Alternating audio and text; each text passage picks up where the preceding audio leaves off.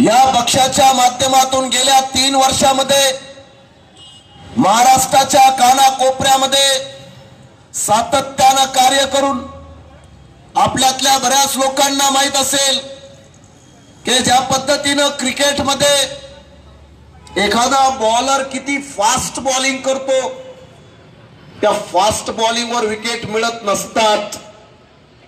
Wicket त्याच बॉलरला मिळतात ज्याच्या बॉलिंग मध्ये लाईन आणि लेंथ असतो. ज्यांना क्रिकेटची भाषा कळते त्यांना मी क्रिकेटच्याही भाषेमध्ये तरुणांना सांगण्याचा का प्रयत्न करतोय. आपल्यातल्या बऱ्याच लोकांना हे आजही कळत नाही की फक्त सभा घेतल्यामुळे महाराष्ट्र बदलेल अशा आविर्भावामध्ये आपली काही माणसं आहेत. माने सर, आपण त्या दिवशी मध्य प्रदेश, छत्तीसगड आणि राजस्थानचे टीव्हीवर निकाल होते आणि मला वाटतं जवळपास सर्व मराठी टीव्ही चॅनल्सवर, इंग्रजी टीव्ही चॅनल्सवर डॉक्टर माने साहेब ते दिवसभर ते विश्लेषण करताना आम्ही पाहिले. या गोष्टी आम्ही बारकाईनं पाहत होतो. आता छत्तीसगडमध्ये आणि मध्य प्रदेशमध्ये बहन मायावतीजींच्याही सभा फार मजबूत व्हायच्या. बहनजीच्या सभा एकदम मजबूत, पण छत्तीसगड आणि मध्य प्रदेशमध्ये बहन मायावतीच्या पक्षाचे जे रिझल्ट आले ते अत्यंत निराशाजनक. आज त्याच पद्धतीनं महाराष्ट्रामध्ये बाळासाहेब आंबेडकरांच्याही सभा चालू आहेत. त्यामुळे आमच्यातल्या बऱ्याच लोकांना वाटतं की सभा मजबूत आहेत, सभा मजबूत आहेत. मग आता 1 महिन्यापूर्वी अहमदनगरची महानगरपालिका झाली, धुळ्याची महानगरपालिका झाली, जळगावची महानगरपालिका झाली, सांगलीची महानगरपालिका झाली. निवडणूक आयोगाचे सर्व आकडे आमच्या जवळ आहेत.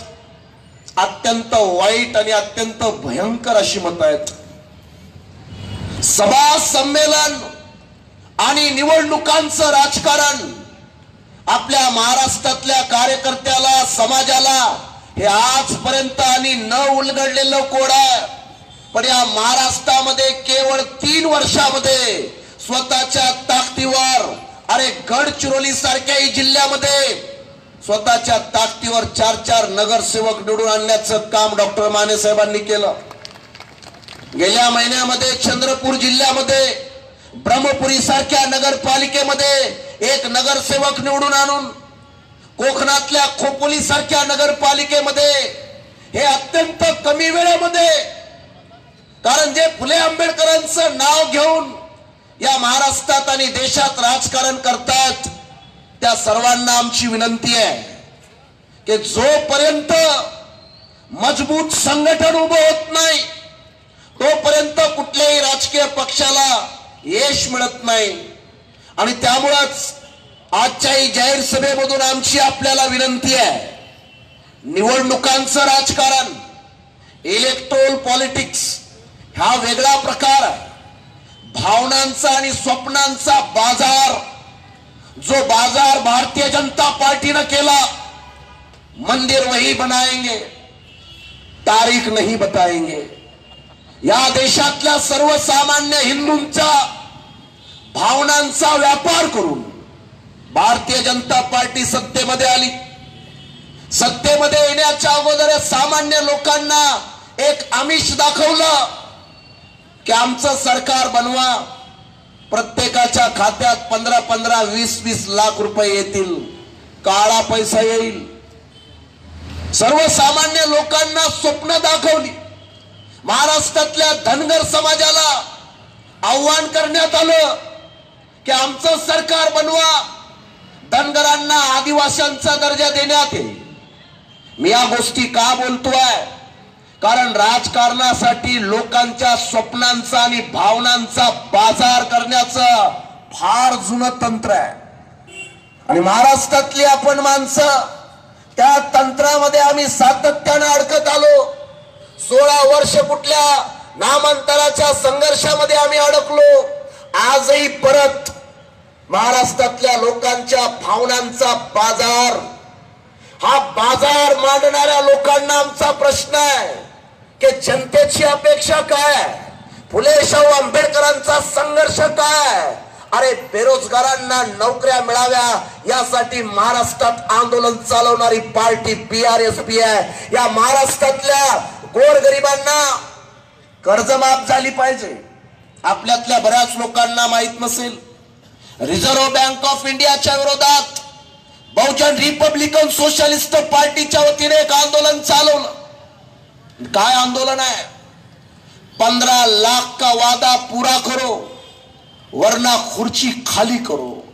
बहुजन रिपब्लिकन सोशलिस्ट पार्टी महाराष्ट्राच्या कानाकोपऱ्यामध्ये सर्वसामान्य नागरिकांना आणि जनतेला हे वारंवार आव्हान करते की भारतीय जनता पार्टीच्या नेत्यांना आणि पदाधिकाऱ्यांना आपल्या गावामध्ये मत मागण्यासाठी घुसू द्यायचं नाही. ही BRSP महाराष्ट्रामध्ये अभियान राबवत आहे. अगोदर 15 लाखाचा वादा सर्वसामान्य लोकांना तुम्ही जी वचन दिलंय ते वचन तुम्ही पूर्ण करता का? आणि या मुद्द्यांना घेऊन BRSP महाराष्ट्रामध्ये सातत्यानं प्रयत्न करत आहे. त्याच प्रयत्नांचा एक भाग म्हणून आपल्या सर्वांना हे सांगत असताना आज महाराष्ट्रामध्ये आरक्षणाचं राजकारण, ज्या आरक्षणाच्या राजकारणामुळे परत महाराष्ट्रातल्या जात आणि धर्माचे तेढ उत्पन्न होतात. ही तीच माणसं आहेत जी गेल्या हजारो वर्षापासून जातीच्या आणि धर्माच्या नावाखाली या देशातल्या हजारो लोकांना जात आणि धर्मामध्ये विभक्त करून काम करत आहेत. BRSP आपल्या सर्वांना हाच प्रश्न विचारते आहे की या देशातल्या बेरोजगारांना रोजगार मिळाला पाहिजे, भूमिहीनांना जमिनी मिळाल्या पाहिजे. आपल्या सर्वांच्या साक्षीनं आपण पाहिलं असेल की महाराष्ट्र सरकारची SRA सारखी स्कीम, त्या स्कीम मध्ये सुद्धा न्यायालयीन लढाई लढून त्यांना विजय मिळवून देणारे नेते डॉक्टर सुरेश माने साहेब या ठिकाणी आहेत. कायद्याच्या कचाट्यामध्ये या भिडे आणि एकबोटे या दोघांची सुद्धा न्यायालयीन लढाई लढणारे नेते डॉक्टर माने साहेब आहेत.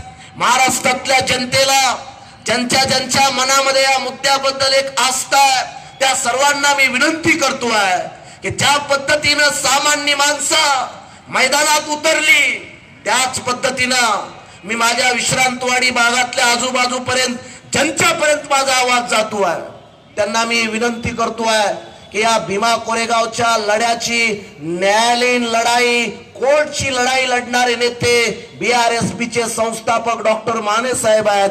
याचंही आपण सर्वांनी भान ठेवलं पाहिजे.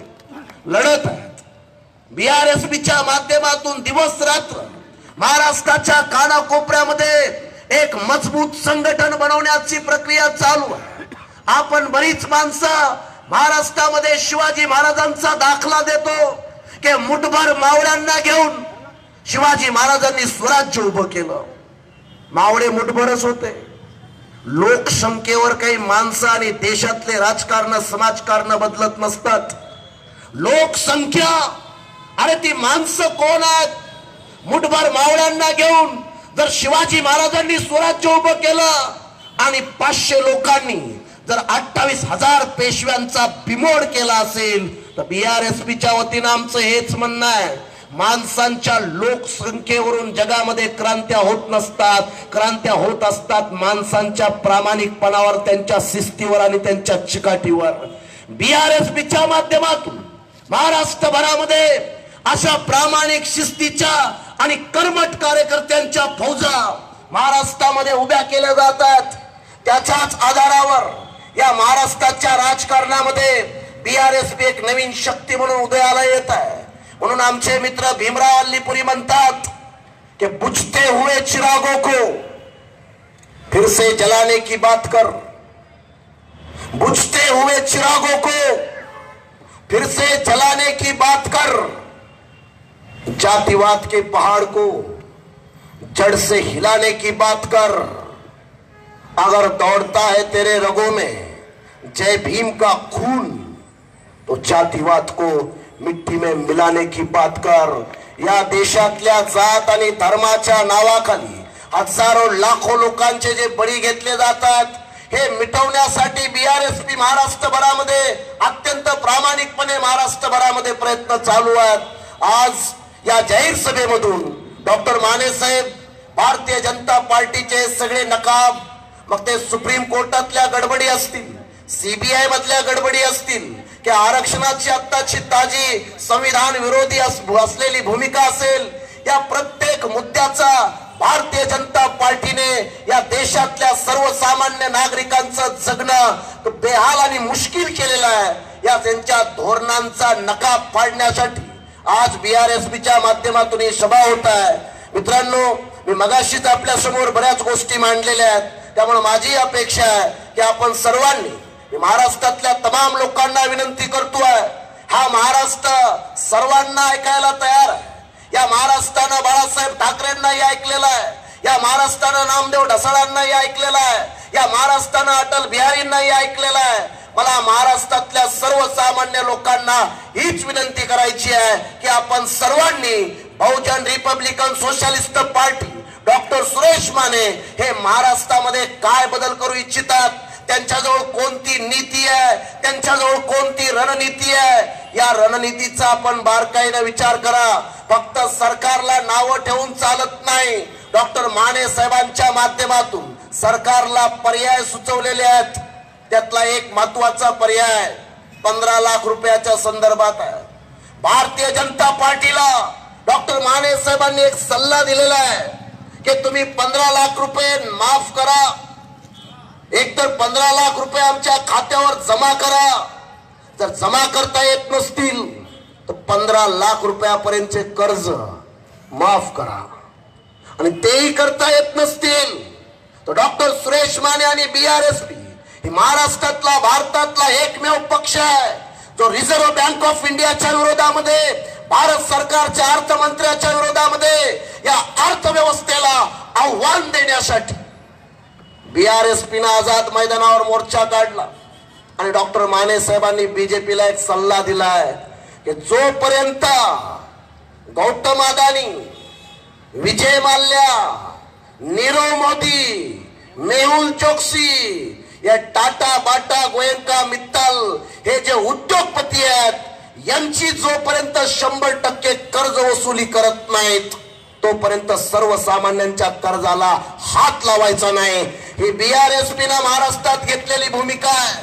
आपल्या सर्वसामान्य प्रत्येक समाजातल्या नागरिकांना या देशामध्ये न्याय मिळावा यासाठी BRSP महाराष्ट्रात काम करत आहे. डॉक्टर माने साहेबांच्या नेतृत्वामध्ये 5 ऑक्टोबरला हा मुंबई पुणे हायवे BRSPच्या वतीनं बंद करण्यात आला. त्या भारतीय जनता पार्टीने महाराष्ट्रातल्या नागरिकांना वचन दिलं होतं, टोल मुक्त महाराष्ट्र. महाराष्ट्रातल्या एकाही वाहनाला आम्ही टोल घेणार नाही. पण आज मुंबई पुणेचा हायवे असेल की पुणे सोलापूरचा हायवे असेल, पुणे कोल्हापूरचा हायवे असेल, सर्व हायवेवर टोल वसुली केली जाते. कोल्हापूरच्या हायवेवर स्वतःला छत्रपतींचा वंशज म्हणून घेणारी माणसं अत्यंत गुंड पद्धतीनं टोल वसूल करतात. डॉक्टर माने साहेबांच्या नेतृत्वामध्ये भारतीय जनता पार्टीला जाब विचारण्यात आला आणि जवळपास 3 तास मुंबई पुण्याचा हायवे बंद ठेवण्यात आला. बंद म्हणजे गाड्या बंद नाही. डॉक्टर माने साहेबांनी आम्हाला त्या काळामध्ये सूचना दिल्या की गाड्या तर चालतील, कुठल्याही गाडीला अडचण होणार नाही, पण ज्या टोल कंपन्या आहेत, मग ती IRB असेल, मेप असेल, सहारा असेल, या सगळ्या टोल कंपन्यांना आम्ही सांगितलं की आज आंदोलन आहे, एकही गाडीवाला टोल भरणार नाही. लाखो गाड्या मोफत सोडण्याचं काम BRSPनं त्या आंदोलनामध्ये केलं. या टोल कंपन्यांचं भले एक दिवस का असना, आम्ही यांचा करोडो रुपयाचा जो गल्ला आहे, जो सर्वसामान्य लोकांच्या खिशावर डल्ला मारून हे जे सगळे टेंडरवाले लाखो करोडो रुपये कमवतात, एक दिवस महाराष्ट्रातल्या लाखो गाड्या मोफत सोडण्याचं अभियान BRSPच्या माध्यमातून राबवलं. हे अभियान राबवत असताना आम्हाला एक अनुभव आला. एक छत्रपती औरंगाबाद मधला ट्रक ड्रायव्हर, मराठा समाजाचा, तो मराठा समाजाचा truck driver Mumbai Pune highway चालतो, 1800 रुपयाचा टोल आहे. 12 चाकी गाड्यांना 1800 रुपयाचा टोल. हा आपला मराठा समाजातला बांधव, आमचे झेंडे, आमचं आंदोलन पाहिलं, त्यानं टोल भरण्यासाठी खिशात हात घातला आणि आम्ही कार्यकर्त्यांनी त्याला अडवलं आणि त्याला म्हटलं आज टोल भरायचा नाही, आज गाड्या मोफत आहेत. त्या आमच्या मराठा समाजातल्या मुलानं ती ट्रक पुढे टोलला पास केली आणि त्याने ती ट्रक बाजूला थांबवली आणि तो आपल्या आंदोलनात सहभागी झाला. आणि तो मुलगा मला जाताना एवढंच बोलला की निळे झेंडे पाहिल्यानंतर मला असं वाटलं की कुठंतरी बाबासाहेबांची विटंबना झाली का काय, बाबासाहेबांची विटंबना झाली की काय, कुठंतरी काहीतरी गडबड झाली की काय. कारण हा निळा झेंडा हा माझ्यासाठी कधी मैदानात उतरतो असं मला कधी वाटत नव्हतं. पण आज या निळ्या झेंड्याचा, फुले शाहू आंबेडकरांच्या विचाराच्या पक्षाचा मी 1800 रुपयाचा मला फायदा झालेला आहे. मी माझ्या समाजाला सांगेल की BRSP हा असा एकमेव पक्ष आहे तो सर्व समाजासाठी काम करतो. अशा प्रकारची आंदोलन डॉक्टर मानेसाहेब एक अधिकचे 2 मिनिटं घेऊन मी थांबतोय. बांधवांना आपल्या सर्वांना माहित असेल, कारण उद्या आमची जुन्नरला सभा आहे. डॉक्टर मानेसाहेबांच्या नेतृत्वामध्ये या आपल्या पुण्यातल्या जुन्नरमध्ये 200 भिल्ल आदिवासी समाजाची घरं बुलडोजर लावून उडवली.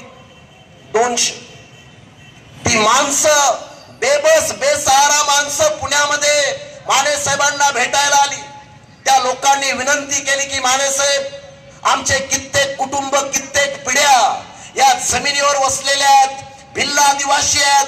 त्या भिल्ल आदिवासींची 200 झोपडपट्ट्या त्यांच्या बुलडोजर लावून उठवल्या. तुम्हाला ऐकून आश्चर्य वाटेल की एक तर तत्काळ BRSPच्या वतीनं 50,000 रुपयाची रोख त्या लोकांना मदत करण्यात आली.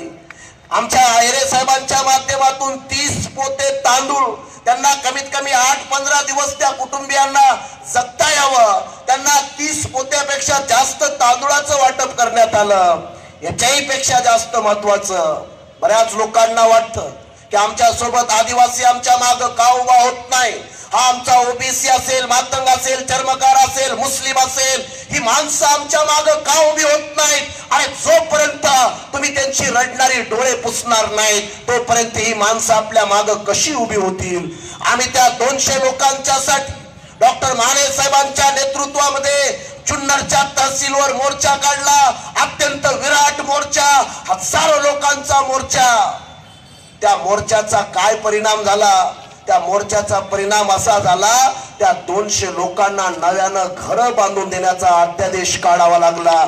आणि आज तो भिल्ल समाज कमीत कमी जुन्नर भागातला, पुण्यातल्या ग्रामीण भागातला, खेड आळंदी पर्यंत पसरलेला भिल्ल समाज शिरूर पासून ते नगर पर्यंत, संगमनेर पर्यंत अत्यंत मोठ्या संख्येनं या भिल्ल समाजामध्ये एक आत्मीयता तयार झालेली आहे. आणि हा भिल्ल समाज अत्यंत गर्वानं सांगतोय की आमच्यासाठी लढणारा कोणी नेता असेल तर BRSPचे संस्थापक डॉक्टर सुरेश माने साहेब आहेत. आज भिल्ल समाज BRSPला समजून घ्यायला तयार झालेला आहे. आणि म्हणूनच उद्या जुन्नर मध्ये आमच्या भिल्ल आदिवासींनी BRSPच्या वतीने एक जाहीर सभेचं आयोजन केलेलं आहे. सांगण्याचं तात्पर्य एकच की माणसं आणि समाज, प्रत्येक समाज घटक कसा उभा करावा याचं तंत्र आपल्याला बहुजन नायक कांशीरामजीने जे शिकवलं त्याच पद्धतीनं डॉक्टर सुरेश माने साहेब सुद्धा महाराष्ट्रामध्ये काम करत आहेत. आपण सर्वजण BRSP आणि डॉक्टर माने साहेब यांना आपण समजून घेऊया एवढीच आपल्या सगळ्यांना विनंती करतो. आणि आपण सर्वजण बाबासाहेब आंबेडकरांना मानणारी आहोत. बाबासाहेब आंबेडकरांनी जो बदल केला, मी ज्या वेळेस बाबासाहेबांच्या चळवळीचा आम्ही ज्या वेळेस अनुभव घेतो, एक गोष्ट प्रकर्षाने आमच्या लक्षात येते की बाबासाहेब आंबेडकर ऑक्सफर्ड आणि कोलंबिया युनिव्हर्सिटीचे विद्यार्थी होते. बाबासाहेब आंबेडकर हे साधारण आणि सर्वसामान्य व्यक्तिमत्व नाही. बाबासाहेब आंबेडकरांच्या काळामध्ये माणसं अज्ञानी होती, माणसं गरीब होती, माणसं अंगठेछाप होती. पण मी त्या गरीब अज्ञानी अंगठेछाप लोकांना सलाम करतो, यासाठी करतो की ती माणसं जरी अज्ञानी असतील तरी त्यांनी आपला नेता निवडताना नेता मात्र बॅरिस्टर डॉक्टर बाबासाहेब आंबेडकर एक उच्च विद्या विभूषित आपला नेता निवडला. आणि म्हणून या देशामध्ये जो बदल झाला त्याच धर्तीवर मी आपल्याला विनंती करतोय की डॉक्टर सुरेश माने सुद्धा बाबासाहेब आंबेडकरांच्या संविधानावर आपण चर्चा करतो, संविधान तो अच्छा है, आपण सर्व संविधानावर चर्चा करतो, पण डॉक्टर सुरेश माने भारताच्या संविधानावर पीएचडी केलेले, भारतीय संविधानाचे गाढे अभ्यासक डॉक्टर माने साहेब या विचार मंचावर बसलेले आहेत. मला पूर्ण खात्री आहे बाबासाहेब आंबेडकरांच्या विचारांचा, तत्वांचा आणि सिद्धांतांचा वारसदार डॉक्टर सुरेश माने साहेब महाराष्ट्रामध्ये काम करत आहेत. आणि आपलं नातं विचारांचं आहे. आपलं नातं हे नात्या गोत्यांचं आंदोलन नाही, हे जातीपातींचं आंदोलन नाही, हे आंदोलन विचारांचं आहे. आणि म्हणूनच बाबासाहेब आंबेडकर कुठल्या चोखोबाला आपला गुरु मानत नाहीत. बाबासाहेब आंबेडकर माळी जातीतल्या ज्योतिरावांना आपला गुरु मानतात. हे या गोष्टीचा पुरावा आहे. हे आंदोलन जातीचं नाही आहे, हे आंदोलन नीतीचं आहे, विचाराचं आहे, तत्वाचं आहे. आपण सर्वजण डॉक्टर माने साहेबांच्या भूमिका, त्यांचं महाराष्ट्रातलं कार्य हे समाजानं, सर्व नागरिकांनी समजून घ्यावं एवढीच आपल्या सगळ्यांकडून आशा बाळगतो. आणि या ठिकाणी आपल्यामध्ये आणि माने साहेबांमध्ये अधिकचं अंतर न घेता मी याच ठिकाणी माझ्या बोलण्याला विराम देतो. जय भीम, जय शिवराय, खुदाहाफिज. धन्यवाद सर. माने सरांच्या कामावर, माने सरांच्या कार्यपद्धतीवर प्रभावित होऊन इंजिनियर शैलेश डावरे सर यांचा या ठिकाणी आपण त्यांना बीआरएसपीत प्रवेश करायचा आहे. तर आपण सर्वांनी टाळ्यांच्या गजरात त्यांचं स्वागत करायचं आहे. माने सर त्यांचं स्वागत करतात. Engineer Shailesh Daware sir BRSP मध्ये प्रवेश करत आहेत.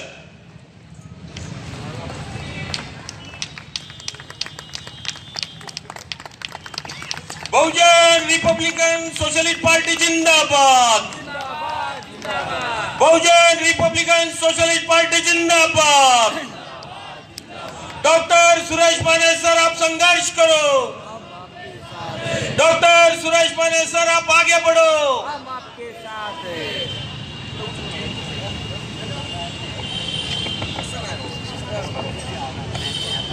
पोडियम नको आला.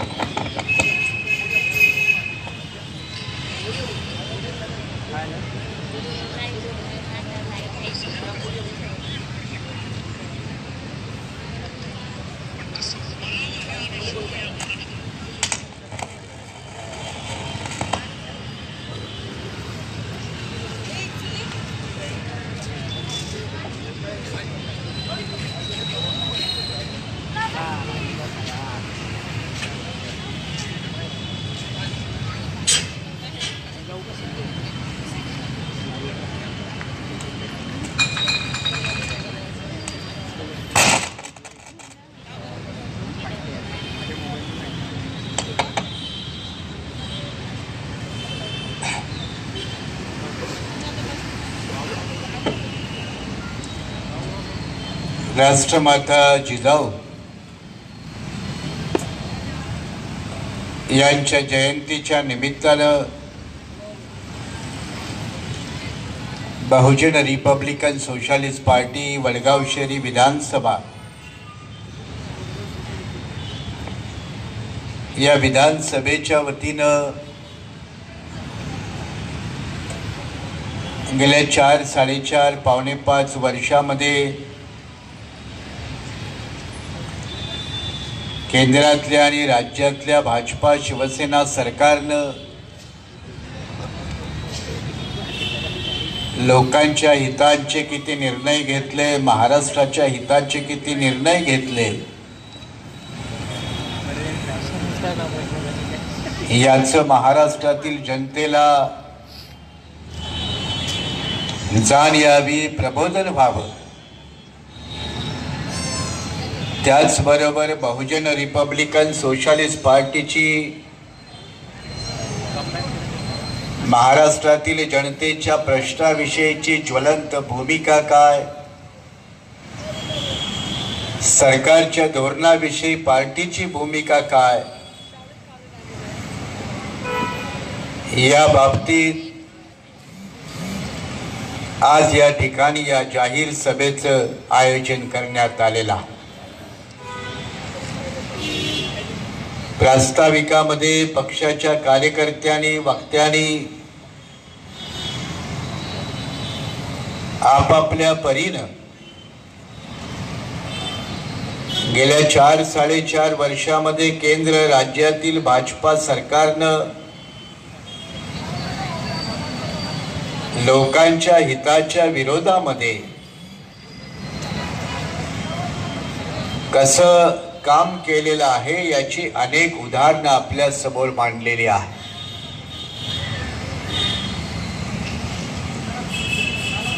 आणि आता आगामी लोकसभेच्या निवडणुकीला जवळपास 2 महिने शिल्लक राहिले असताना महाराष्ट्रातील नाही तर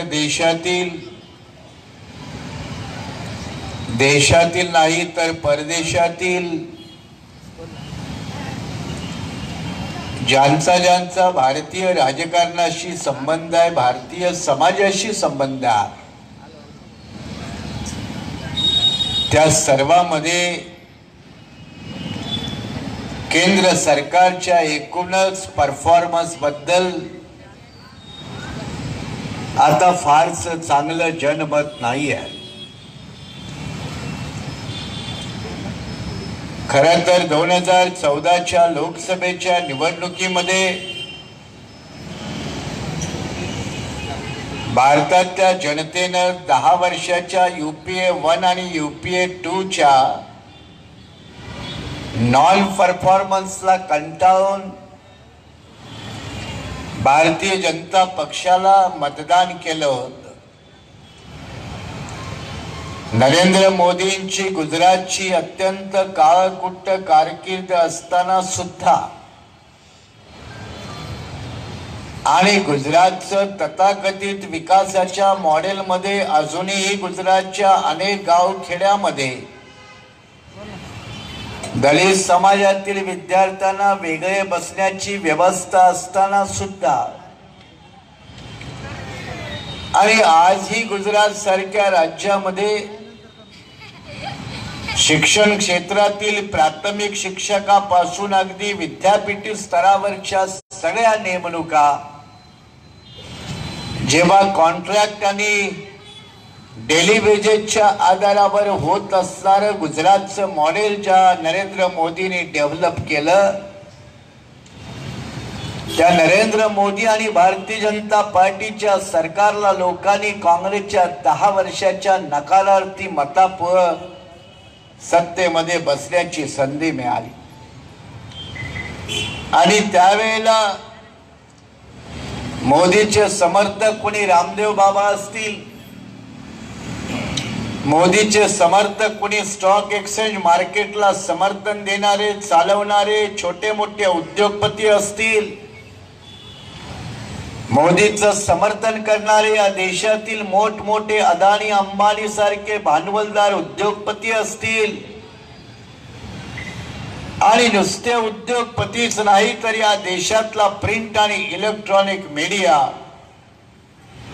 यांच्या माध्यमातून भारतीय जनता पार्टी आणि मोदी यांचं सरकार आल्यानंतर आगामी दिवसामध्ये भारताला चांगले दिवस येतील, देशाला चांगले दिवस येतील, अशा प्रकारची 2014ची मांडणी आपल्याला सर्वाला ठाऊक आहे. मांडणीचा अतिरेक तेव्हा झाला जेव्हा म्हणाले कुणी अर्थतज्ञ, कुणी दाढेवाले महाराज, कुणी बुवा, कुणी समर्थक, कुणी साधू की भारतीय जनता पार्टीचं सरकार जर आलं तर आता यापुढे आपल्याला टॅक्सचं ओझं भारतीय नागरिकांना वाहावं लागणार नाही, भरावं लागणार नाही. पर्यायानं टॅक्स सुद्धा कमी होतील अशा पद्धतीची अवास्तव आश्वासनं देण्याची कामं गोरगरीब आणि लोकांना करण्यात आली. आणि नेमकं 4-4.5 वर्षामध्ये काय घडलं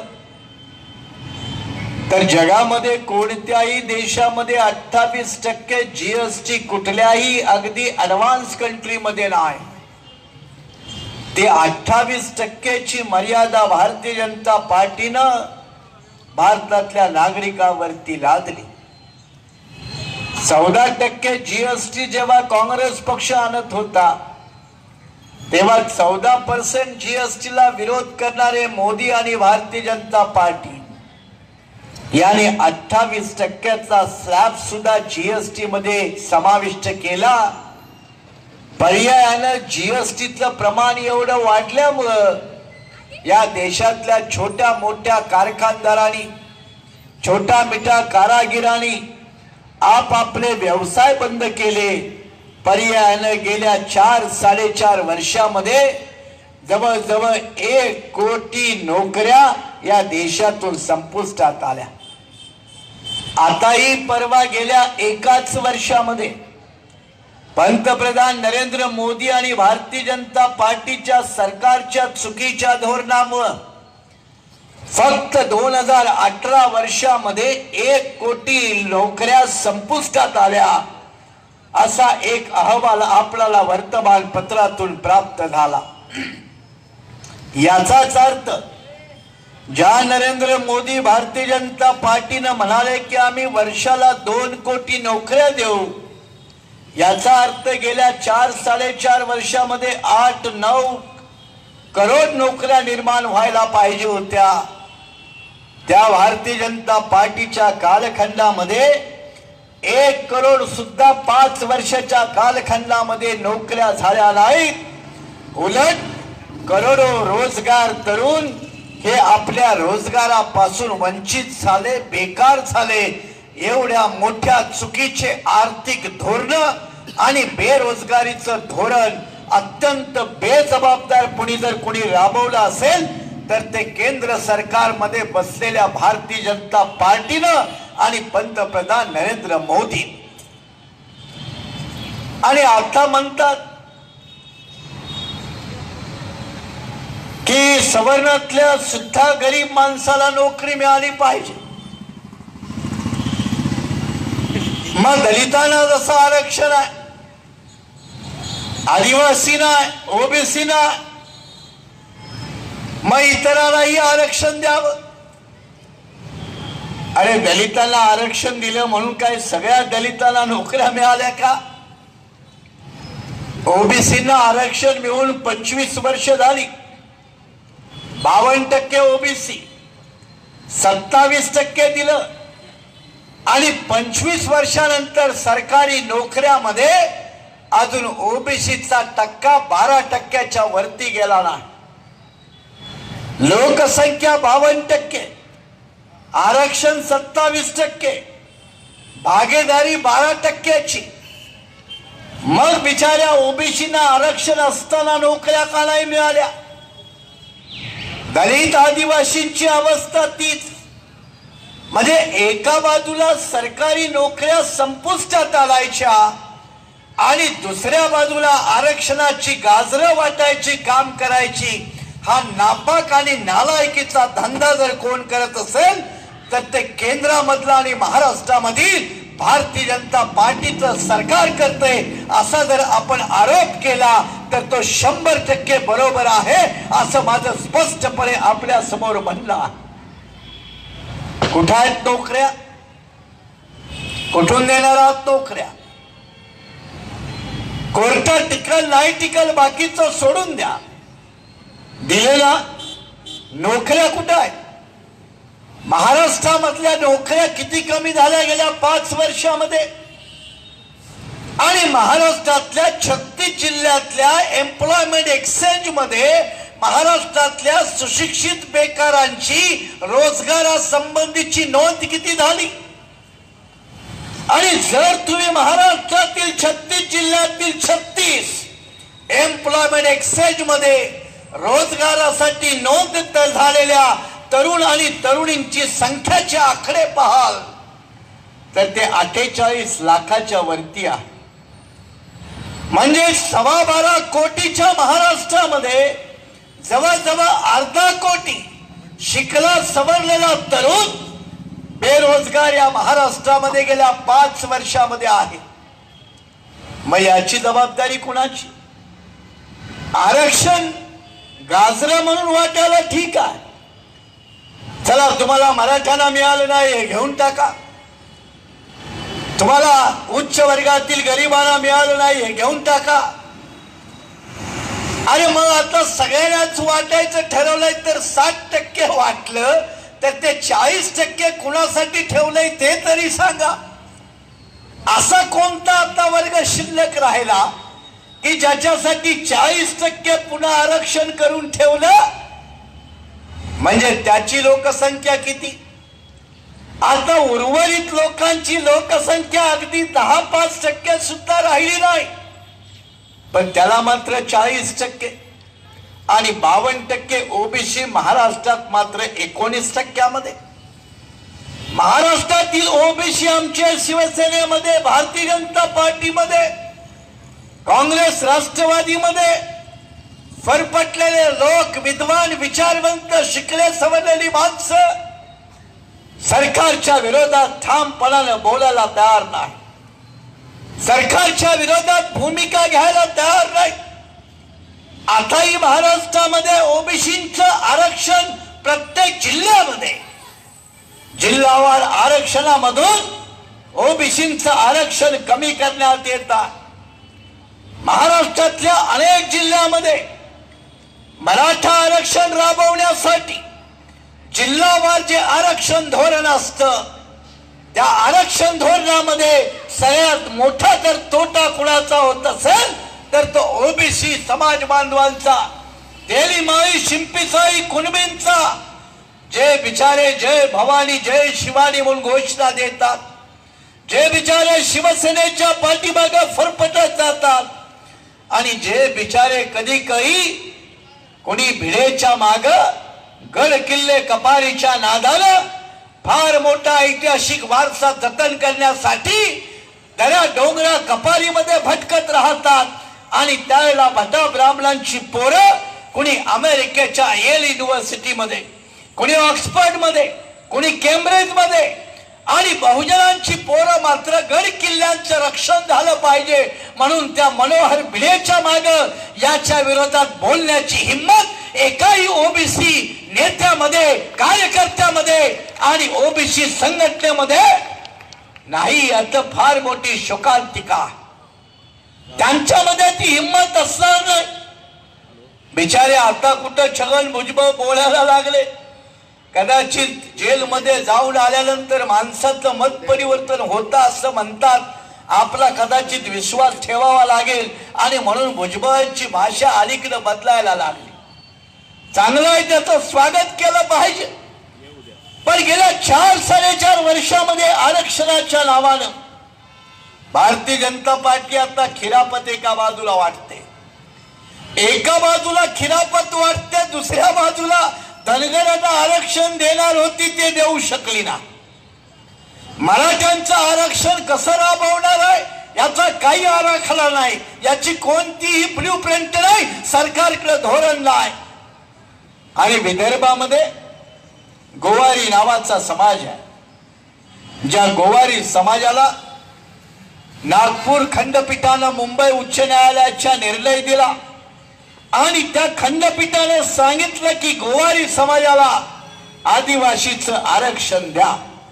सरकारला आदेश दिला, ज्या गोवारी समाजाला सांगितलं आदिवासीचं आरक्षण द्या, त्या निर्णयाच्या विरोधात महाराष्ट्रातील फडणवीस सरकार सुप्रीम कोर्टात अपील मध्ये गेलं.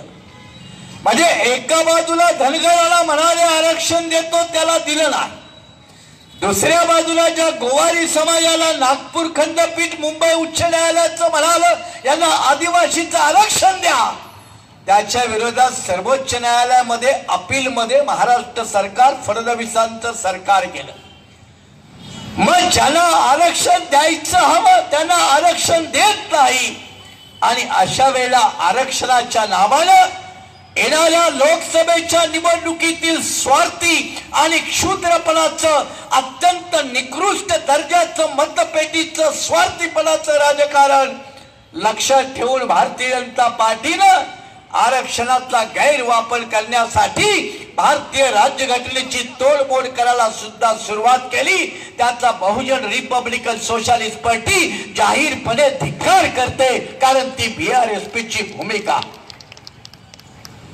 फडणवीस महाराष्ट्रात कसरत करतायत, मराठा बांधवाला कसं द्यायचं, धनगर बांधवांना कसं द्यायचं आणि ते कमी पडतायत म्हणून प्रकाश आंबेडकर बी कधी कधी त्यांच्या मदतीला जाताना म्हणतात, धनगरांना मी पण आदिवासीचं आरक्षण घेऊन देतो.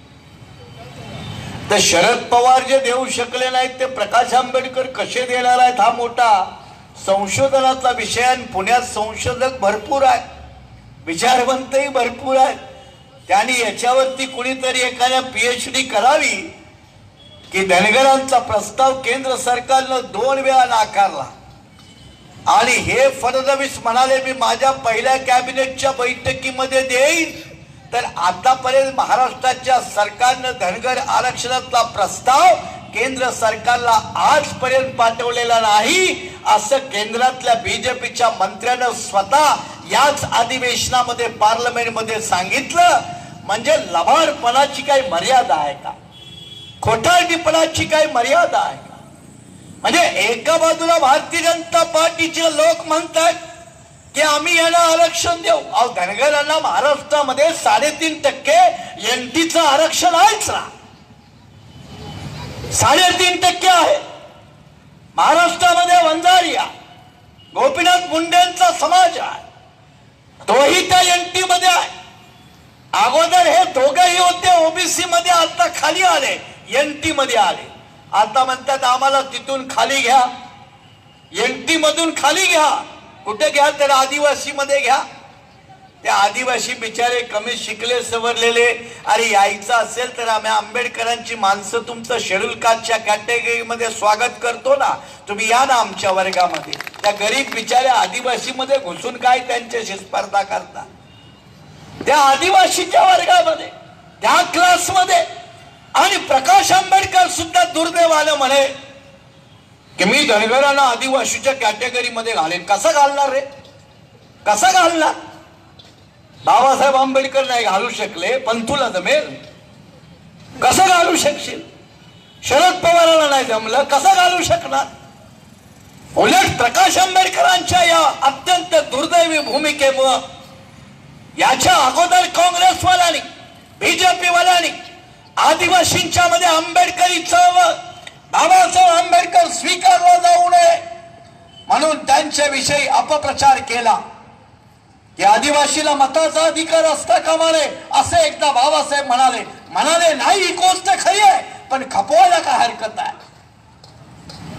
मग आता तेच आदिवासी जर म्हणाले की प्रकाश आंबेडकर बाबासाहेबांचा नातू आमच्या आदिवासीच्या आरक्षणाच्या ताटातलं घेऊन हिसकावून धनगराला द्यायला निघाला, तर आम्ही प्रकाश आंबेडकराला, त्या बाबासाहेबाच्या नातवाला आम्ही आदिवासीने नेता काय म्हणून म्हणायचं, असा जर प्रश्न निर्माण केला तर प्रकाश आंबेडकर त्याचं काय उत्तर देणार?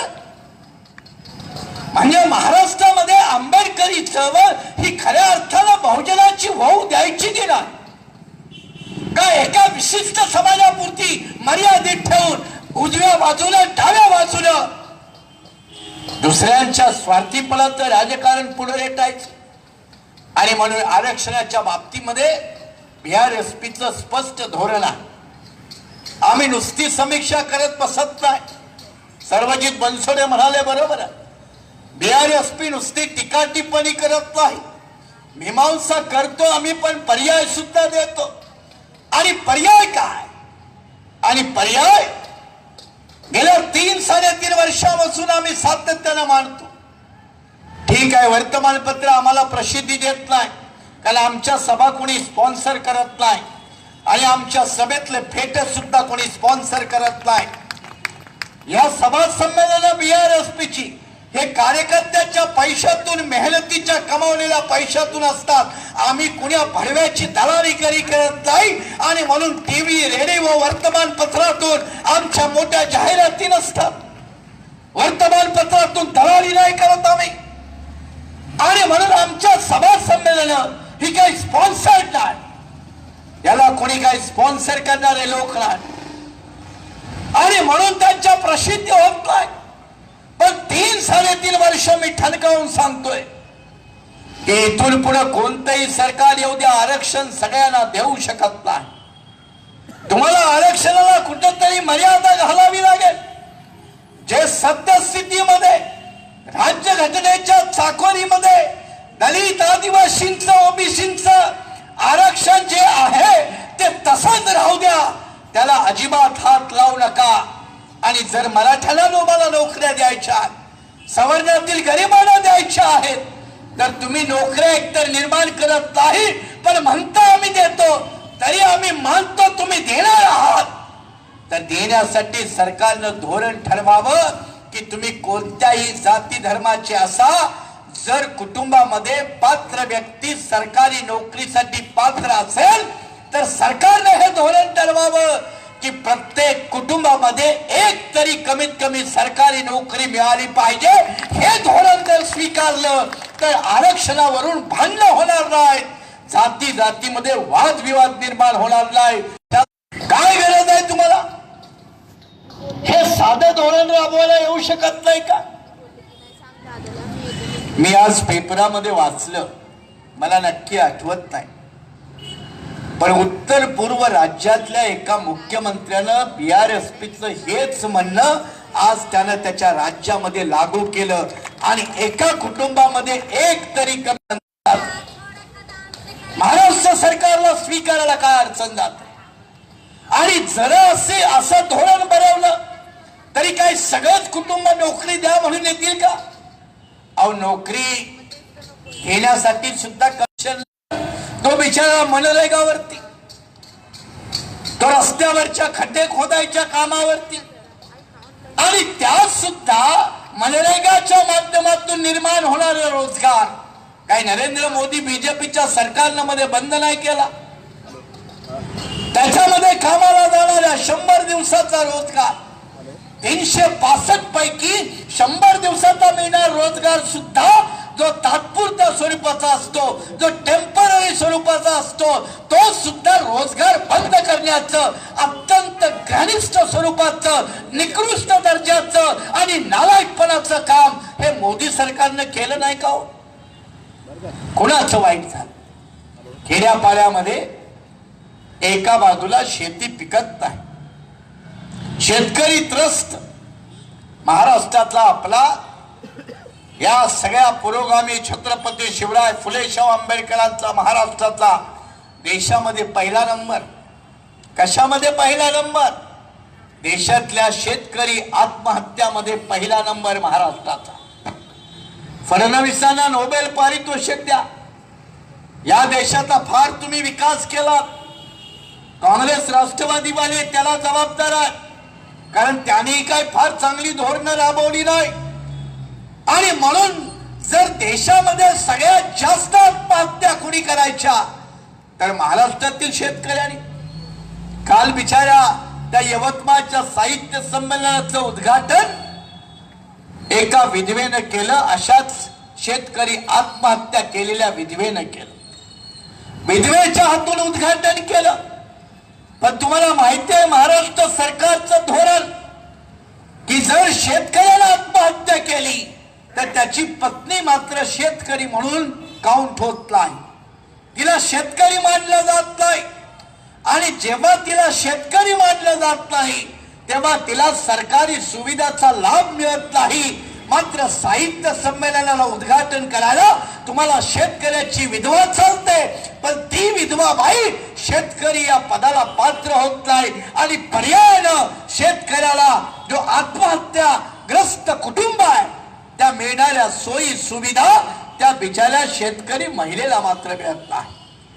याला काय धोरण म्हणायचं? याला धोरण म्हणायचं का? महाराष्ट्रात आताही हा महिना कोणता? हा जानेवारी महिना आला. आणि जानेवारी महिन्यामध्ये महाराष्ट्रातल्या जवळजवळ 846 गावामध्ये टँकरनं पाणी पुरवठा. महाराष्ट्र केव्हा बनला रे? 60 साली ना. मग किती वर्ष झाली? 68 वर्ष, 58 वर्ष नाही, 68 वर्ष. मग 68 वर्षामध्ये महाराष्ट्रातल्या अनेक गावांना पिण्याचं पाणी देऊ न शकणारे काँग्रेस राष्ट्रवादीचे पूर्वीचे लोक असोत किंवा वर्तमान सेना भाजपचे लोक असोत, यांच्याविषयी काही लोकांनी अभिमान बाळगावा का? या लोकांचा काही सन्मान करावा का? यांचा अपमान करण्याची संधी आगामी निवडणुकामध्ये येते, ती सोडता कामा नये असं माझं तुम्हाला जाहीर आवाहन. या लोकांचा सन्मान करण्याची लायकी असती तर छत्रपती शिवराय फुले शाहू आंबेडकरांचा महाराष्ट्र, ज्या जिजाऊंची आपण आज जयंती करते तो जिजाऊंचा महाराष्ट्र, सावित्रीबाई फुल्यांचा महाराष्ट्र कोणत्या पातळीवरती हो? तुम्ही बेधडकपणे महाराष्ट्रातील 1170 शाळा बंद करून टाकल्या. काय कमावलं? एका बाजूला फुले शाहू आंबेडकरांचा महाराष्ट्र म्हणता, सावित्रीबाई फुल्यांचा महाराष्ट्र म्हणता, राजर्षी शाहू महाराजांच्या नावानं शिष्यवृत्त्या सुरू करता, आणि आता गेल्या वर्षापासून ओबीसी पोरांच्या परदेशातल्या शिष्यवृत्त्या भारतातल्या मोदी सरकारनं बंद केल्या. याची एका तरी ओबीसी नेत्याला, पक्षाला, संघटनेला राग यावा, चीड यावी. आणि महाराष्ट्रातल्या 1170 शाळा बंद. एका बाजूला राईट टू एज्युकेशन नावाचा कायदा, तो कायदा असं म्हणतो की प्रत्येक 6 वर्षाखालील मुलाला मोफत आणि सक्तीचं शिक्षण मिळालं पाहिजे. घटनाकार आंबेडकर म्हणाले की या देशातल्या प्रत्येक 14 वर्षाखालील मुलाला मोफत आणि सक्तीचं शिक्षण मिळालं पाहिजे, आणि तेही भारतीय राज्यघटना सुरू झाल्यापासून 10 वर्षाच्या कालखंडाच्या आतमध्ये. जर तत्कालीन काँग्रेस पक्षानं बाबासाहेब आंबेडकरांचं सर्व जाती धर्मातील मुला मुलींना, 14 वर्षाखालील मुला मुलींना जर मोफत आणि सक्तीचं शिक्षण दिलं असतं तर मराठ्यांच्या मुला मुलींना रस्त्यावरती उतरून मोर्चे काढावे लागले नसते, असं माझं ठाम म्हणणं आहे. पण त्याने या धोरणाकडे दुर्लक्ष केलं आणि काँग्रेस सरकारनं 2009 ला कायदा आणला, म्हणे 6 वर्षाखालील मुलाला मोफत आणि सक्तीचं शिक्षण. आता 6 वर्षाच्या खाली कोणतं पोरग शिकतो? ज्युनियर केजी, सिनियर केजी, आणि पुढे गेला की म्हणे डायरेक्ट 10वी पर्यंत काय तुम्ही पास होत नाही, अगदी नापास न करण्याचं धोरण, आणि 10वीला एकदाच बसा आणि कायमची गचांडी खायची, ती पुन्हा कॉलेजच्या पायरीकडे फिरकायचं नाही. बहुजन समाजाच्या पोराने असंच सत्यानाश करून घ्यायचं, हे सरकारचं धोरण. तर काय करणार सरकार? अशी धोरणं नाही ठरवणार तर काय ठरवणार? कारण धोरणं ठरवणारा शिक्षण मंत्रीच कुठल्या तरी ज्ञानेश्वर विद्यापीठातून तयार होतो. आता तेही विद्यापीठ पुण्यातच आहे म्हणे कुठंतरी. आता पुण्यामध्ये काय काय लपडी आहेत काही माहिती नाहीत, मलाही काय फारसं माहिती नाही. पण पुण्यामध्ये सावित्रीबाई फुले विद्यापीठ आहे, पण ज्ञानेश्वर विद्यापीठ नावाचं काही विद्यापीठ आहे, पण महाराष्ट्राचा शिक्षण मंत्री म्हणे त्या विद्यापीठातला आहे. आता असा जर शिक्षण मंत्री असेल तर तो म्हणणारच ना, झेपत नसेल तर शिकता कशाला, सोडून द्याला. 2-4 दिवसापूर्वी कुठल्या तरी पोराला भिडले आणि शिक्षण मंत्री भर देखत म्हणाले, आणि जमत नाही तर शिकता कशाला, शिकायचं सोडून द्या. आणि मग दलितांच्या पोराने शिकायचं सोडून द्या. तुमची TISS मध्ये हॉस्टेल सिस्टम बंद, तुमची दलित पोरांची स्कॉलरशिप 3-3 वर्ष नाही मिळाली. किती करोडो रुपयाची आहे. केंद्रामध्ये समाज कल्याण मंत्री रामदास आठवले आणि महाराष्ट्रामध्ये समाज कल्याण खात्याचे मंत्री राजकुमार बडोले, दोघेही खानदानी बौद्ध, मरता झोपता उठता बसता बाबासाहेब आंबेडकरांचं नाव घेऊन हे ओरडणारे दोघे. अरे उत्तर द्या ना, तुम्ही कोणत्या समाजात जन्माला आला याच्याशी आम्हाला काय घेणं देणं नाही. तुम्ही आंबेडकरांचं नाव तुम्ही किती वेळा घेताय याच्याशी आमचं काय घेणं देणं नाही. तुम्ही कोणत्या जाती धर्माचे आहात याच्याशी आमचं काही घेणं देणं नाही. गेल्या 3 वर्षामध्ये महाराष्ट्रातल्या दलित पोरांची स्कॉलरशिप का मिळाली नाही याचं तुम्ही दोघांनी मिळून उत्तर दिलं पाहिजे. हा BRSPतला खरा सवाल आहे. आता हे उत्तर काय देतील? आठवले बसतो कविता करत आणि बडोले लिहितो गीत. आज जमलंच तर समाज कल्याण खात्याचा पैसा सांस्कृतिक कार्यक्रमावर उधळायला, हे काय आंबेडकर सांस्कृतिक कार्यक्रम, हा काय भीमा कोरेगाव सांस्कृतिक कार्यक्रम, तर म्हणे गेटवे ऑफ इंडियाला महार बटालियनचा सत्कार कोणाच्या हस्ते? ज्यानं भिडेला मोकळं सोडलं त्या फडणवीसाच्या हस्ते. प्रमुख पाहुणे कोण? फडणवीस. आणि याच्यासाठी समाज कल्याण खात्याचा पैसा आहे का? याच्यासाठी महाराष्ट्रातील लोकांकडून टॅक्स घेतला का? अगोदरच या महाराष्ट्रावरती 480 लाख कोटीचं कर्ज आहे.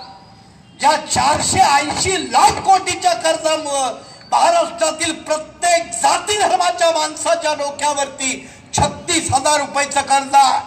तुम्ही शिवसैनिक असा, संघवाले असा, भारतीय जनता पार्टीचे असा, रिपब्लिकनचे असा, तुमच्या डोक्यावरती 36,000 रुपयाचं कर्ज आहे. हे सरकारच्या आर्थिक नालायकीपणामुळे. एका बाजूला सरकारवरती एवढं कर्ज, दर वर्षाला 26,000 कोटी या महाराष्ट्राचे त्या कर्जाचं व्याज भरायला द्यावे लागतं. काय सरकार चालवतात ते? मुनगंटीवारचे वित्तमंत्री म्हणे आता 7वा वेतन आयोग द्यायला आमच्याकडे पैसा, 7वा वेतन आयोग द्यायला पैसा आहे. शेतकऱ्यांच्या आत्महत्याला कर्जमाफी आली तेव्हा द्यायला पैसा नाही. तेव्हा बँकवाले म्हणे बँकांनी जर शेतकऱ्यांना कर्जमाफी दिली तर बँकेची अर्थव्यवस्था ढासेल. साल्यानो, तुम्ही विजय मल्ल्याला कर्ज देता, मेहुल चौकशीला देता, तेव्हा तुमची बँकिंग इंडस्ट्री कोलॅप्स होत नाही.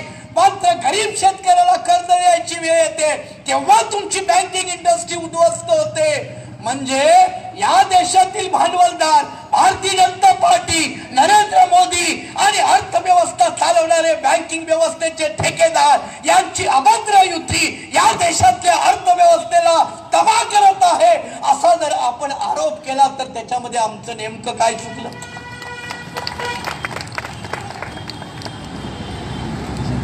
रिझर्व्ह बँक 1935च्या कायद्यानं आली.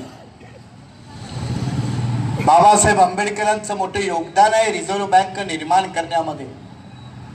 अनेकांना ते माहित नाही. रिझर्व्ह बँकेची कार्यपद्धती कशी असावी, कारण त्यावेळेला आंबेडकरांच्या इतकं भारतीय फायनान्स, इंडियन फायनान्स या विषयातला तज्ञ भारतात दुसरा कोणी नव्हता. आंबेडकरांनी रिझर्व्ह बँकेच्या निर्मितीमध्ये मोठं योगदान दिलं, कार्यपद्धती ठरवली.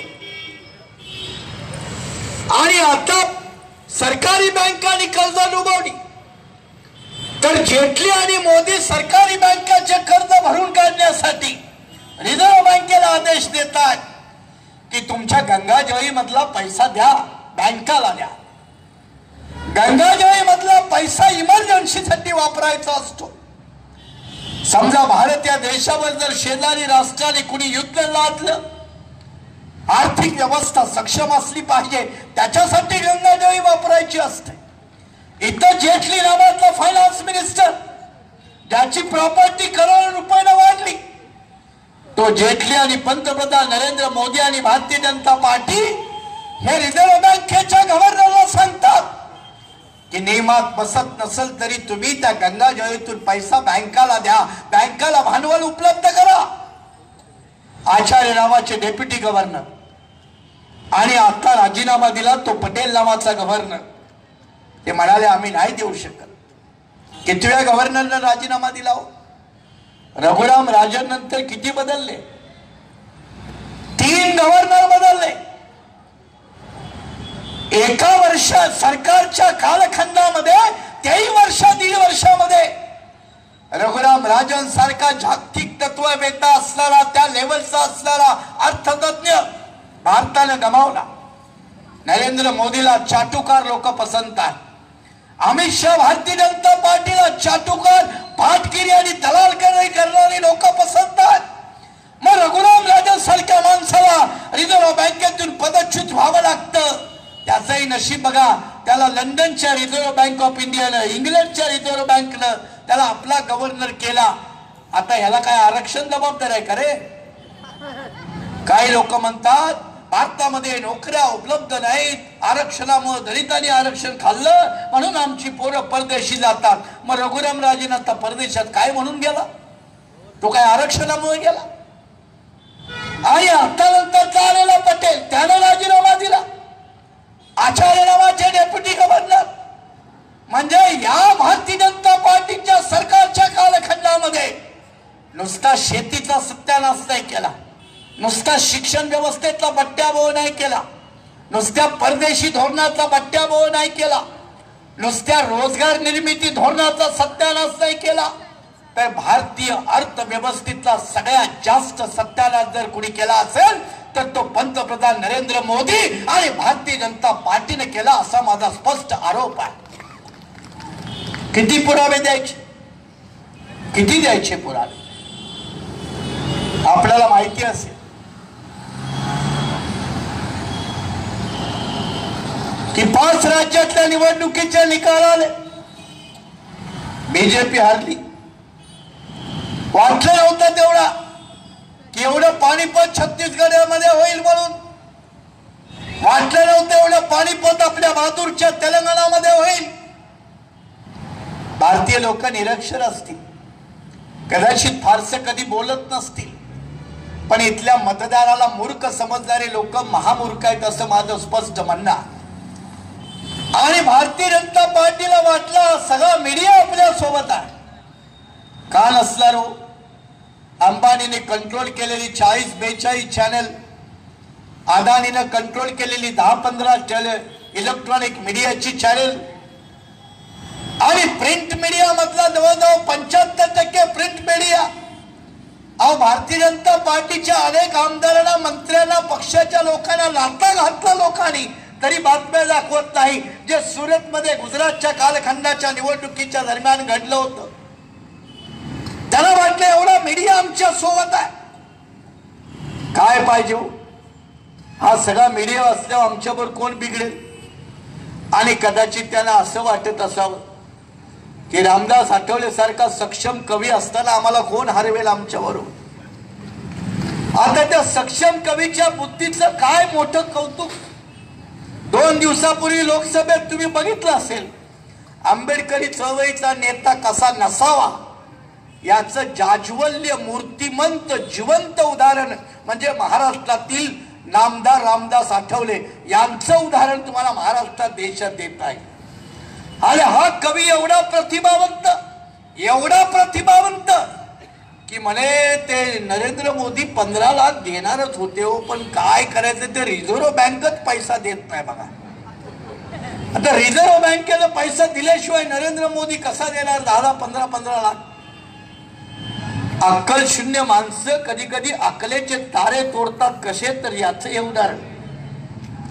महाराष्ट्रातल्या आंबेडकरी चळवळीला लाजिरवाणं असणारी उदाहरण. आणि अशी मंडळी भारतीय जनता पार्टी सोबत, शिवसेना सोबत महाराष्ट्रामध्ये, आणि त्यांनी सांगायचं की आम्ही आंबेडकरी चळवळीची पताका. आणि अर्थव्यवस्थेच्या बाबतीत सुद्धा BRSPचं स्पष्ट धोरण आहे. तुम्ही मोदी आणि बीजेपी वाले रामदेव बाबासह तुम्हाला आम्ही सांगतो, आम्ही आंबेडकरांच्याकडून अर्थशास्त्र शिकलोय, आम्हाला हे अक्कल आहे, तुमच्यासारखे बेअक्कल नाही. तुम्हीच म्हणाला होता कर भरावा लागणार नाही, परदेशात एवढा का पैसा आहे, देशात आणू, शाळा बांधू, हॉस्पिटल बांधू, हे करू ते करू. अहो, BRSPचं म्हणणं आहे तुम्ही त्याच्याही मागं नाही लागला तरी सोडून द्या. तसंही तुम्हाला दाऊद आजपर्यंत आणताच आला नाही ना. तशीच गोष्ट आहे, तशीच गोष्ट आहे. तुम्हाला परदेशात सुद्धा जायची गरज नाही. या देशातले बँकामधले लॉकर्स आहे, त्या लॉकर्स मध्ये किती संपत्ती आहे याची आकडेवारी उपलब्ध नाही. आणि ती संपत्ती मोजली जात नाही. लॉकर मधली संपत्ती मोजली जात नाही. लॉकर मध्ये किती संपत्ती आहे हे फक्त ठेवणाऱ्यालाच माहिती असतं. मिलिंद अहिरे म्हणतात बरोबर आहे, मिलिंद अहिरेंचं लॉकर आहे असं वाटतं. आपला काय लॉकर नाही बाबा. आपला लॉकर असला तर घराचाच टाळा मोठा गोदरेजचा, तेवढाच लॉकर आपल्याकडे. बँकिंग सिस्टम मध्ये लॉकर मध्ये किती पैसा आहे किंवा संपत्ती आहे किंवा गोल्ड आहे, डायमंड आहे, हे फक्त ठेवणाऱ्यालाच माहिती असत. त्याच्यावर टॅक्स भरलाय की नाही कुणाला माहिती. BRSPचं स्पष्ट धोरण आहे. अहो, ते विदेशातलं केव्हा आणायचं तेव्हा आणणारे, देशातलं पहिलं बघा, देशातलं बघा ना.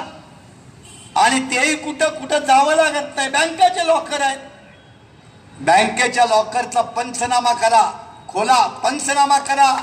त्या प्रॉपर्टीची मोजदाद करा आणि त्या मोजदाद केलेली प्रॉपर्टी जप्त करा. मी असं म्हणत नाही, त्या प्रॉपर्टीवर नुसता टॅक्स लावा. टॅक्स नुसता जरी टॅक्स लावला तरी गंगाजळीकडं रिझर्व्ह बँकेकडं भीक मागावी लागणार नाही. पण त्याला अक्कल आणि हिंमत असावी लागते, जी आता बीजेपीकडं आणि पंतप्रधान नरेंद्र मोदीकडे नाही. आणि म्हणून इथून पुढे देशाला ते नेतृत्व नाही देऊ शकत, नवी धोरण नाही देऊ शकत, विकासाची नवीन समीकरण नाही मांडू शकत. BRSP विकासाची समीकरण मांडताना आम्ही स्पष्टपणे म्हणतो, अरे शेतकऱ्याची कर्जमाफी देऊन शेतकरी आत्महत्याचा प्रश्न सुटणार नाही सुटत. 78 साली महाराष्ट्रामध्ये पहिल्यांदा कर्जमाफी दिली. 78 ते 2018 शरद पवारांनी दिली, काँग्रेस राष्ट्रवादीने दिली, आताही तुम्ही दिली. काय आत्महत्या थांबल्या? कर्जमाफी देऊन आत्महत्या थांबत नाही. मग त्याच्यावरचा रामबाण उपाय फक्त आणि फक्त BRSP सांगते, आणि तो उपाय असा आहे की शेतकरी तो कोणत्याही जाती धर्माचा असू द्या, तो कोणत्याही जाती धर्माचा असू द्या, आणि जर तो अल्पभूधारक शेतकरी आहे आणि वय वर्ष 65 पर्यंत सातत्यानं त्यानं 25 ते 30 वर्ष जर शेती केली असेल, तर वयाच्या 65 वर्षानंतर अशा प्रत्येक शेतकऱ्याला मासिक 5,000 रुपये पेन्शन योजना लागू करा. तो शेतकरी आयुष्यात कधी आत्महत्या करणार नाही. हा तेलंगणाचा मुख्यमंत्री आहे ना राव, त्यानं रैतू बंधू नावानं अशीच योजना आणली. रैतू बंधू नावानं खरीप पिकापोटी सबसिडी 4,000, रब्बी पिकापोटी सबसिडी 4,000, असा मासिक 8,000 रुपयाचा फायदा जर शेतकऱ्याला दिला तर चंद्रशेखर राव निवडून नाही येणार का हो? पुन्हा आलाच ना. कुठे गेला बीजेपीचा मीडिया? कुठे गेले बीजेपीचे उद्योगपती? कुठे गेले नरेंद्र मोदीचा करिश्मा? आणि कुठे गेली अमित भाई शहाची दादागिरी? काही कामाला नाही आलं ना. चांगली धोरणं बनवा, लोक समर्थन करतात आणि नालायकाच्या समर्थकांना लाथा घालतात. हा भारतीय मतदारांचा इतिहास आहे आणि तोच इतिहास डोळ्यासमोर ठेवून प्रत्येक राजकीय पक्षाने जबाबदारपणे वागलं पाहिजे. महाराष्ट्रात शिवसेना किती वर्ष सत्तेत आहे हो? त्या मुंबई महानगरपालिकेमध्ये 25 वर्ष सत्तेत आहे. महानगरपालिका शिवसेनेची, मुंबईमध्ये चालणाऱ्या बेस्ट बसेस ती बेस्ट शिवसेनेची, महाराष्ट्रातला वाहतूक मंत्री परिवहन मंत्री हा शिवसेनेचा. तरी मुंबईमध्ये बेस्ट बसेसचा स्ट्राईक आजचा 7वा दिवस आहे. 7वा दिवस. 25 वर्ष मुंबई महानगरपालिका कुणाच्या ताब्यात? शिवसेनेच्या. बजेट किती? 36,000 कोटी. 36,000 कोटी दर वर्षाला मुंबई महानगरपालिकेचं बजेट. 5 वर्षाचे किती झाले हो? तरी बेस्ट तोट्यात. किती वर्ष? गेली 15 वर्ष. मग तोटा भरून कसे काढायचे? आजपर्यंत जे मुंबईमध्ये रोख राहतात त्यांना इलेक्ट्रिसिटीची बिलं 100 जर रुपये बिल असेल तर 150 रुपयाचं बिल यायचं. 50 रुपये तोटा. तो भरून काढा. कुणाच्या डोक्यावर? लोकांच्याच ना. मग त्यात काय मराठी माणूस नाही का? तेव्हा मराठी माणूस नाही. 7 दिवस झाला मुंबईतील बेस बंद आहे. एका राजकीय पक्षाला चिंता नाही. शिवसेना म्हणते ना मराठी माणसाचं हित साधणारी. मग मुंबई सारख्या शहरामध्ये जी महानगरपालिका गेल्या 25 वर्षापासून ज्यांनी अत्यंत निकृष्ट दर्जाचे रस्ते बनवले, घोटाळे केले, काळा बाजार केला, ते ठेकेदार मुंबईमधून रद्द झाले की नागपूर महानगरपालिकेचे ठेकेदार कोण करतं? महाराष्ट्राचे मुख्यमंत्री करत नाही का? मग जर एखादा ठेकेदार मुंबई महानगरपालिकेच्या भ्रष्टाचाराच्या मामल्यावरून तो मुंबई महानगरपालिकेतून तडीपार होतो, तर तो नागपूर महानगरपालिकेसाठी पात्र कसा हो?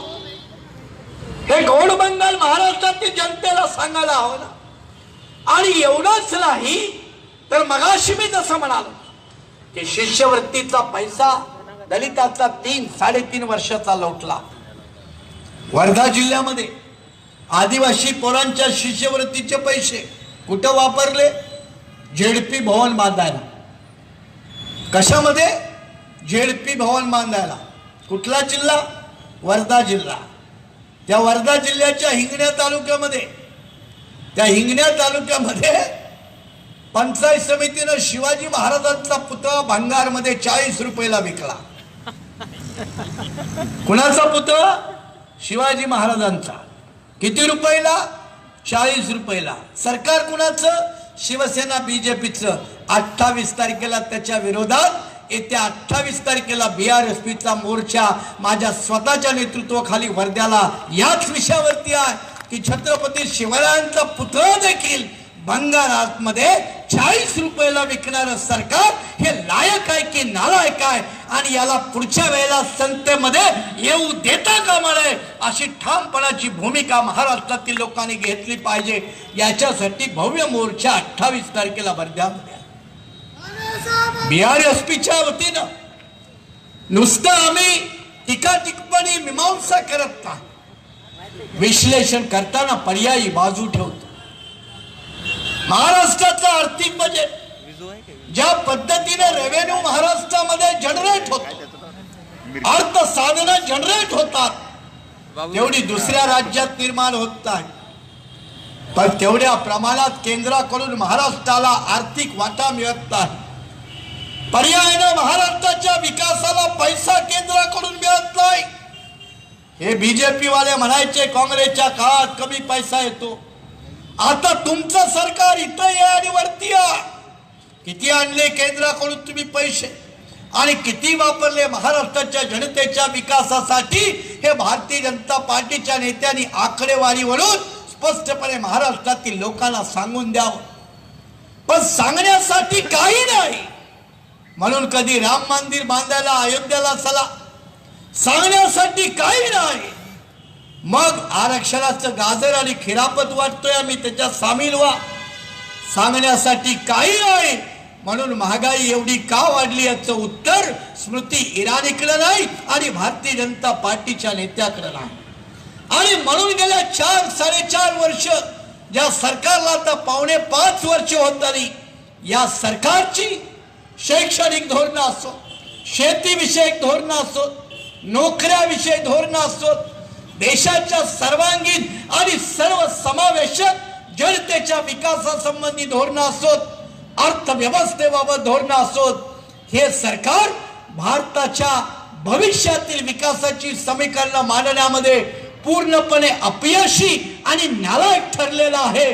अशा पद्धतीचं सरकार भविष्यात पुन्हा कोणत्याही पक्षाचे येता कामा नये असं BRSPचं स्पष्ट धोरण आहे. कारण कोणी म्हणेल याचा अर्थ काँग्रेस सरकार यावं का हो? तर त्याचं उत्तर नाही आहे. मी स्पष्ट म्हणालो की असं नालायक सरकार कोणत्याही पक्षाचं असता कामा नये. त्यामुळे कुणी असा अर्थ काढता कामा नये की माने सरांनी फक्त BJPवरतीच टीका केली, काँग्रेसवरती टीका केली नाही. काँग्रेसवाले आता यात्रा घेऊन फिरतात. कोण विदर्भात जनसंघर्ष यात्रा काढतो, कोण कोकणामध्ये संघर्ष यात्रा काढतो, आणि त्या यात्रेच्या माध्यमातून सांगतात की आम्हाला संधी द्या. आता अरे तुम्हाला संधी होती ती तुम्ही घालवली का याचं जरा चिंतन करा. आणि ती घालवलेली संधी मतदारांनी जर पुन्हा द्यायची असेल तर महाराष्ट्रातील जनतेच्या प्रश्नाची सोडवणूक तुम्ही कशी करणार आहात याचा नीट आराखडा महाराष्ट्रातल्या जनतेसमोर मांडला पाहिजे. तेव्हाच तुम्हाला लोकांची मतं मागण्याचा अधिकार आहे, अन्यथा मतं मागण्याचा अधिकार नाही असं आमचं ठामपणे त्यांना स्पष्ट सांगणं. आता वर्तमानपत्रातून बातम्या काय येतात? शरद पवार राज ठाकरेंना भेटले, आता काय आजपर्यंत कधी भेटलेच नव्हते का? किती वेळा भेटले आणि फरक काय पडला? फरक काय पडला? या बातम्या देऊन काय सांगितलं जात? हे सांगितलं जातं की राष्ट्रवादी काँग्रेस आणि हे बाकीचे अशी एक आघाडी बनत आहे. निवडणुकीचा भाग आहे. आघाड्या बनत राहतील, बिघडत राहतील. कुणाची बनेल कुणाबरोबर, कुणाची बनेल कुणाबरोबर. प्रश्न आघाड्यांचा नाही, प्रश्न धोरणांचा आहे, प्रश्न नीतीचा आहे, प्रश्न आराखड्यांचा आहे, प्रश्न भविष्यातील नव्या समीकरणाचा आहे. आणि ती समीकरणं मांडायला कोण तयार आहे? काँग्रेस मांडायला तयार आहे का हो? काँग्रेसचं सांगावं. आता म्हणतात धनगरानं तुम्हाला फसवलं, तर काँग्रेसचं सांगावं की तुम्ही सत्तेत असताना धनगरांना आरक्षण नाही दिलं, मग आता कसे देणार? काय बाळासाहेब आंबेडकर तुम्हाला ज्ञानप्राप्ती करून देणार आहेत का? सांगावं ना, तुम्ही कसे देणार? महाराष्ट्रातील काँग्रेस राष्ट्रवादीच्या नेत्यांनी सांगावं की शेतकऱ्यांच्या आत्महत्या थांबल्या नाहीत, तुमच्याही कालखंडात थांबल्या नाहीत, आताही थांबत नाहीत. तुम्ही सांगा आम्ही कशा थांबवणार आहोत? महाराष्ट्रातील गोरगरीब शेतकऱ्यांच्या जमिनी तुम्ही विकासाच्या नावाखाली रस्ते, कालवे, धरणं याच्या नावाखाली उभारत आहात. गोरगरीब आदिवासींना विकासाच्या नावाखाली वन खात्याच्या जमिनीवरून वन हक्क कायद्याचा भंग करून तुम्ही त्यांना उद्ध्वस्त करत आहात. मग त्यांचं पुनर्वसन कसं करणार आहात? ते नरेंद्र मोदी माग म्हणाले आमच्या सरकारनं जगातला सगळ्यात मोठा पुतळा कोणाचा बांधला, तर म्हणे वल्लभभाई पटेलातला बांधला, तोही कुठे? नर्मदेच्या किनारी. अरे नर्मदेच्या किनारी आदिवासी किती उद्ध्वस्त केले, त्यांचं काय झालं ते पण जरा सांगा. कारण ज्या दिवशी त्या पटेलांच्या पुतळ्याचं उद्घाटन झालं त्या दिवशी आदिवासींनी नरेंद्रभाई मोदीचा पुतळा बनवून जाळला, त्यांनी पेटवला. त्या आदिवासींचं काय झालं त्याच्याविषयी बोला. आणि एवढंच काय म्हणे, तर त्यावेळेला सगळ्या पेपरात जाहिराती यायच्या की जगातील सगळ्यात मोठा पुतळा, जगातील सगळ्यात मोठा पुतळा. अरे कुणापेक्षा मोठा पुतळा रे?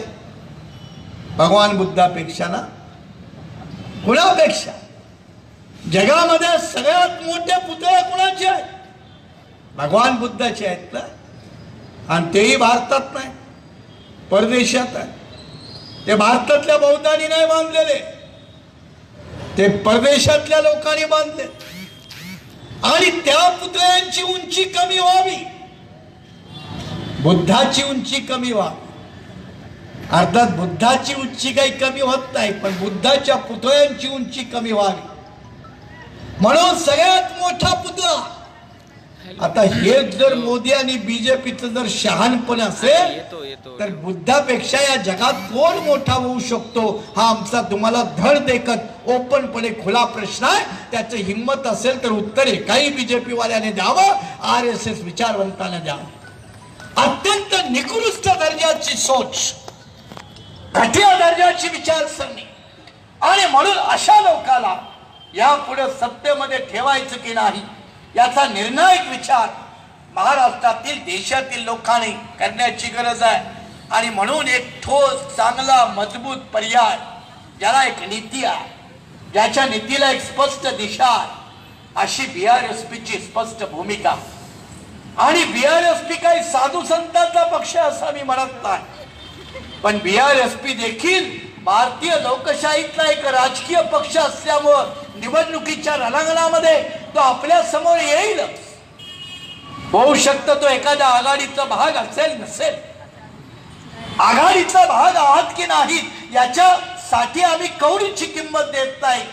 तुमच्याकडे काही ठळक स्पष्ट जनतेच्या, राज्याच्या आराखड्याची, विकासाची धोरणं आहेत का? आणि त्याचं उत्तर देणारा एकमेव पक्ष म्हणून तुम्हाला BRSPचा गंभीरपणे विचार करावा लागेल, असं आजच्या दिनी मी आवाहन करून या ठिकाणी थांबतो. जय भीम, जय शिवराय.